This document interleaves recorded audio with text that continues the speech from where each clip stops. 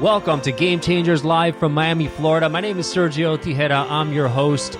And each and every week, we bring you someone who has been a game changer in their field and who's touched the lives of thousands to get their perspective on their journey, their mindset, their struggles and successes so that we can inspire you on your journey. So let's get started right now.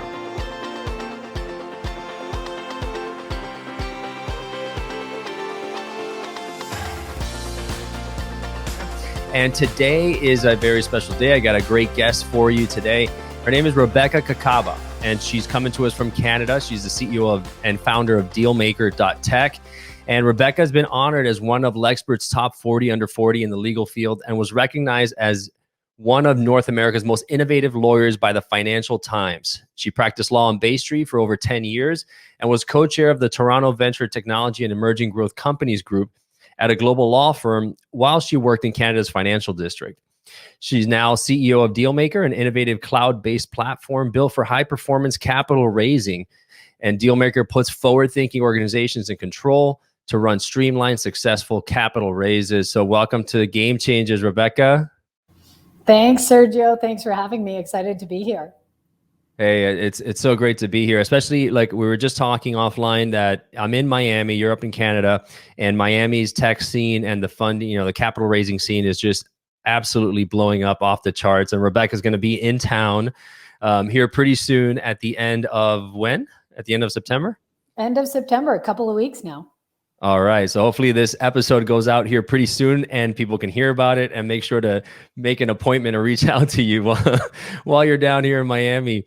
But before we get into all this, one of the things that I love about the show is really kind of gleaning the insights about my guests and their journey, kind of how they got to where they are, what were some of the great lessons, maybe some of the best quotes that they live by, things of that nature. Give me a little background about who Rebecca is and how you got to this point. Yeah, so it was a long journey. Thanks, Sergio. I was practicing law on Bay Street for over 10 years, taking companies public, doing acquisitions, and of course, a lot of funding rounds. And my co-founder, Matt, was practicing in a similar capacity on Wall Street. And what we saw on both sides of the border in conjunction with the Jobs Act coming out was that there was a lot of paper chasing happening and founders paying their law firms to do work that wasn't really that high value and was costing companies and entrepreneurs more than it should have been. And so we decided it was an area, with the Jobs Act and Regulation A+ coming out, that was ripe for technology. And so we set about to build that technology. And so, a lot of things happen along the way as there is with any founder story. But that was the genesis of it. All right. So, and before we get there, let's take it back before you were on Bay Street. How was your childhood growing up, and where did you go to school? What did you study? Give me a little bit of background on who Rebecca is. I guess, I was always trying to start some kind of side hustle along the way. So it's not surprising that DealMaker came to fruition. But no, I had a great education, went to an all-girls school in Toronto. What were some of those side hustles that you had? I was, selling stickers in the playground, selling there you dolls go. in the schoolyard at one point. Took my shot at a ski career along the way. Really? Yeah. So, whatever I thought that there was an opportunity in, I was pursuing that pretty hard. Do you think that was something that you were taught or you kind of emulated from somebody, or did you always just have that bug of being an entrepreneur, finding creative ways to make money? I think it's a little of both. I think like my parents, are hardworking Ukrainian immigrants. So definitely saw a lot of that behavior in my house growing up.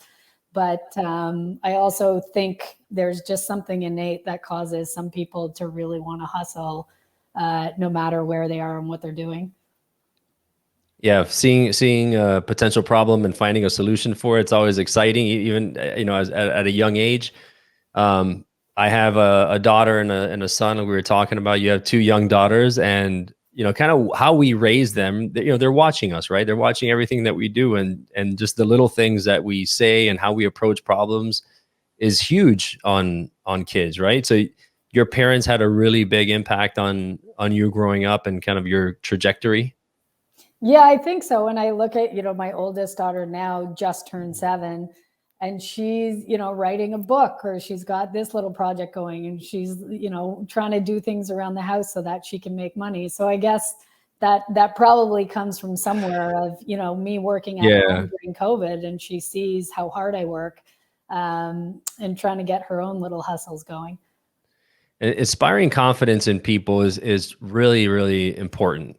And that's something that you appear to have had for a while, and you're instilling in your daughters as well, because confidence can take you to a lot of places. It helps you take risk. And some people don't want to take a risk. They feel like they're going to fall on their face, or they're going to be made fun of, or something. It doesn't work, so they play it safe. But you play it safe in life all the time, you're never going to get to the big wins. That's absolutely true. I 100% agree with that. I think that's a big thing that differentiates people who enjoy being an entrepreneur or want to be an entrepreneur, versus people who are intrapreneurs or who just don't like the rush as much. Because at the end of the day, my co-founder and I are always, we run the business the same way. You take 10 shots, 9 might fail, 1 comes in. You got that one, and you grab that one, and then you keep going, and you keep making it rain based off the successes that you have. So to me, a lot of people will look at the successes that we've had and think that's so great, or how that easy that was, but they really don't see the 9 failures or the 9 shots you take that don't work out. They just see the one that came through. And, that's okay, because it's a certain type of person, I think, that is willing to go knock on 10 doors and fail 9 times. Yeah. And I think that's a key attribute of entrepreneurs, is that they love the process, right? It's not so much about the win. The win will come eventually. You knock on enough doors, eventually you're going to get one open for you. But that process of persistence, where a lot of other people may just kind of quit and say, okay, forget it, this is too hard.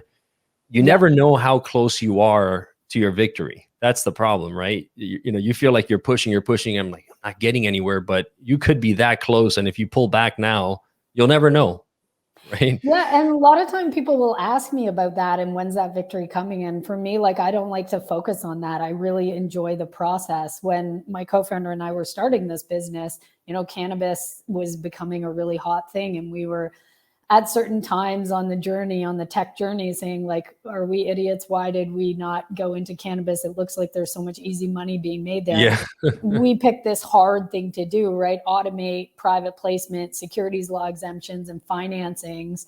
But at the end of the day, that's what we were passionate about. And that's really the world. We wanted to change the way the capital markets function. So that was the project that we could take on. And we knew we would put in, the 70, 80-hour work weeks it takes, because we really wanted to disrupt that landscape. Right.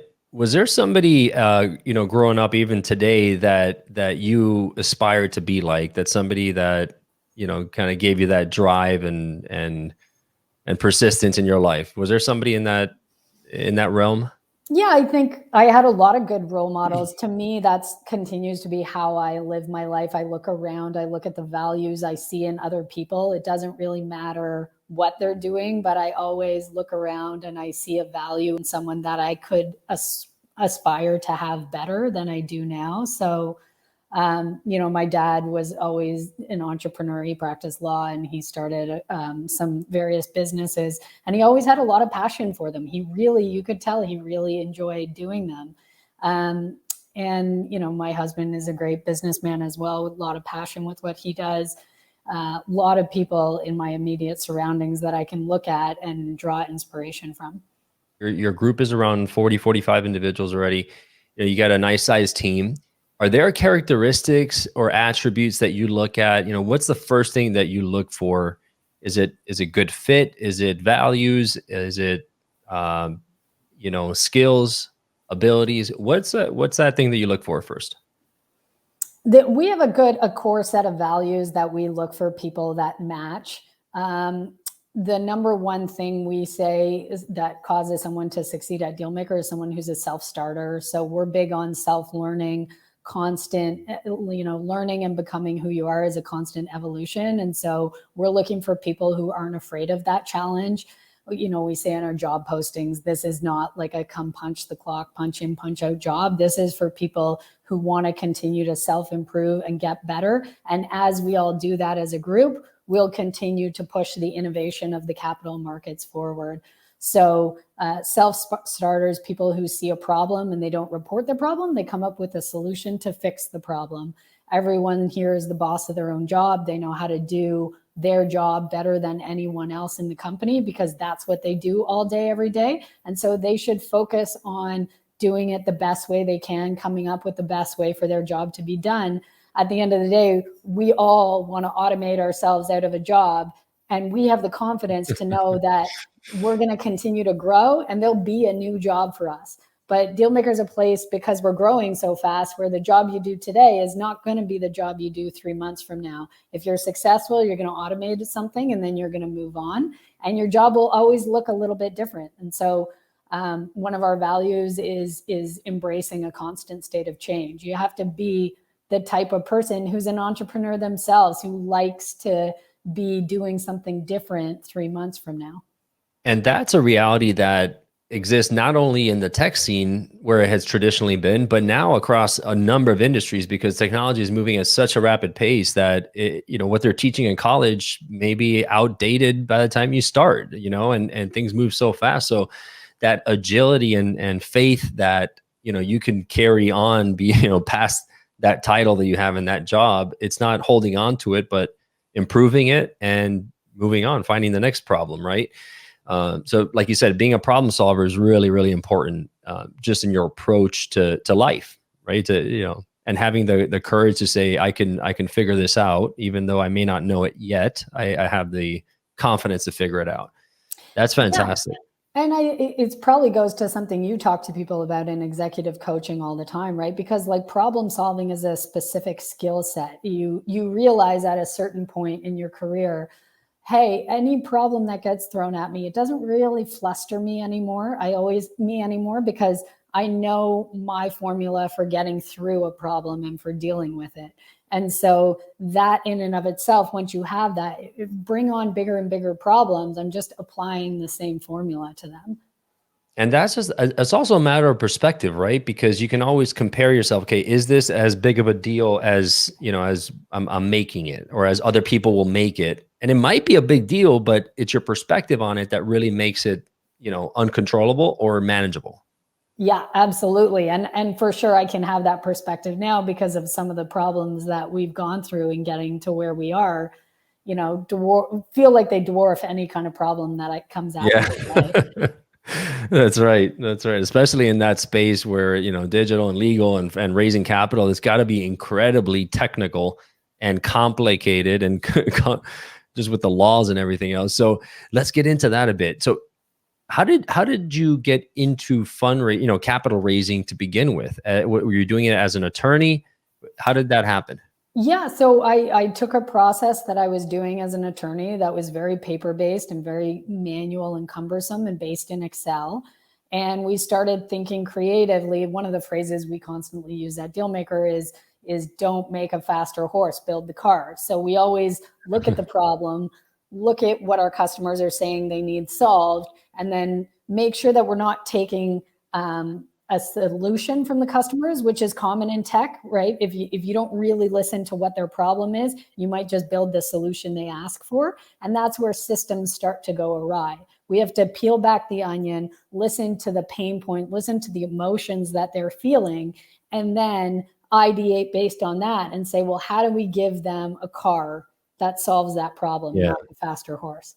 Yeah, exactly. That's a really, really interesting point, because a lot of us will just jump to, okay, what is it that you want? Okay, let me build it for you. Versus, like you said, how can I make this better? And that takes some very creative, very out of the box thinking, which usually you're confronted with 1,000 problems as to why that wouldn't work, and everybody else telling you, no, that's not going to work. We tried that. No. Here's why. How do you get past that? That noise and the clutter. A good formula, I think it was ingrained in us since day one to do it. So that's a big part of it. But yeah, there's definitely a lot of distractions along the way. The other thing you have to be laser focused on is how do we do it for this customer well enough that we can make money and make it beneficial for all the customers we have. You layer on top of that the fact that we're a cross-border international platform, and now we're dealing with creating things in formulaic ways that we can sell in different jurisdictions. You know, we love that challenge, like bring it on. But we've created that level of complexity for ourselves. And now how do we make it simple enough that our users can understand it and use it? Right, because that creates a high barrier to entry, but you want to make the interface very easy to use and user friendly for the actual users. Yeah, because at the end of the day, who, you know, the CEOs and the CFOs of these companies are the ones that are spending time in our tool, monitoring their capital raise. And we want to give them all the best Shopify type functionality so they can set up their online store and sell their securities. But we have to, it's a very complex space. We have to do it and deliver it on a dashboard in such a way that they can understand the tools and actually use them.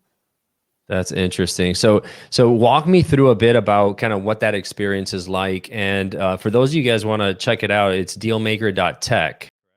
Walk me through a bit of the platform and what can people expect and who's the ideal target person for this?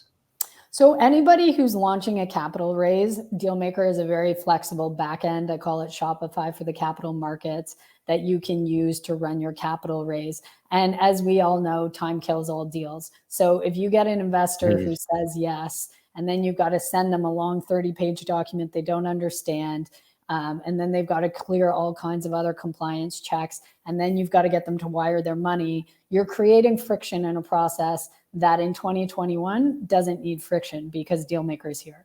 So you send them, they say yes, or you put it in your investor deck. A lot of people setting up online websites now for retail capital raising where they're bringing in thousands of investors. Their customer base is now their investor base. And we've gotten so efficient at this that you can actually, everyone out there can use their customer list to raise capital from them. So any kind of company that needs to raise capital, DealMaker is the back-end tool that you can use to do it. Our sales colleagues know a ton about this stuff. They can help point you in the right direction of what kind of raise might be right for you. Then you work with your attorney, you draft the right paperwork, you load it up on DealMaker, and you get your links and you're ready to send them out and start closing on some money. Wow. And is there a minimum amount that you need to raise in order to use a tool? No, absolutely not. You can set it up for all kinds of deals. We have DealMaker Basic, we have DealMaker Plus, we have DealMaker for fund formation. So any kind of deal that you're doing, it's a flexible tool. It's there to help you. So if I wanted to raise money for Gamechangers, for example, I could do it there and get a number of investors? Yeah, you could. We'll talk to you about what kind of exemption you're going to use, and maybe you're going to do a retail round. You've got a lot of followers of Gamechangers who'd love to be an owner in the brand. And so you're going to maybe do a Reg A where you file a document with the SEC so you can raise money from both accrediteds and non-accrediteds. You can meet a lot of the distribution partners in the DealMaker network who can help promote that game changer raise.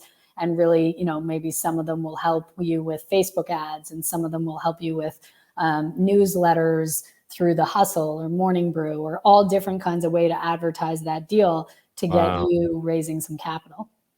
That is fantastic. And especially down here, there's such a vibrant scene. We know that you'll be down here and at the end of the month. You already, I think the night before you texted a few people, you'll be here and you got 4 meetings. And so you're definitely coming to the right place for this. You mentioned the mayor of Miami and his tweets, and we got to get him tweeting about DealMaker and get all his tech companies funded. Yeah, exactly. We'll have to try to set that one up, and go meet him and his staff. So, what do you see, what's the future of DealMaker? You guys have been, open for several years. You've had funding rounds yourself. What's the ultimate goal? Yeah, so DealMaker has taken off fabulously. We've been in market for 3 years, 5x last year growth. We're going to do another multiple like that this year. A lot of people really excited about the opportunity to just close more capital faster. ultimately, DealMaker is going to be the rails through which all deals travel. And we're going to streamline this process and just make the capital markets run smoother and more efficiently so more entrepreneurs can get funded. And so on here, let's say I was an investor and I choose to invest, let's say in your company, in somebody's company that, has put it out there.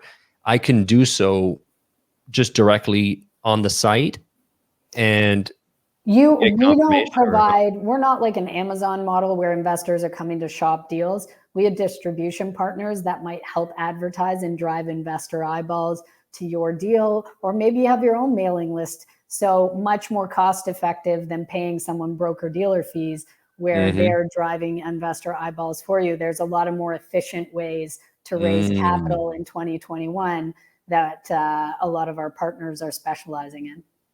Now, here's a question. Can people use cryptocurrency to invest in companies on your platform? Is that possible yet? They can, yeah. We have a beta product, so it depends on how big the deal is. That's been a tricky one, I'll tell you, like getting the crypto money in and settling into USD and then the documents matching the payments. Very tricky process, but we have something in the beta launch stages now. You guys have a bright future ahead of you.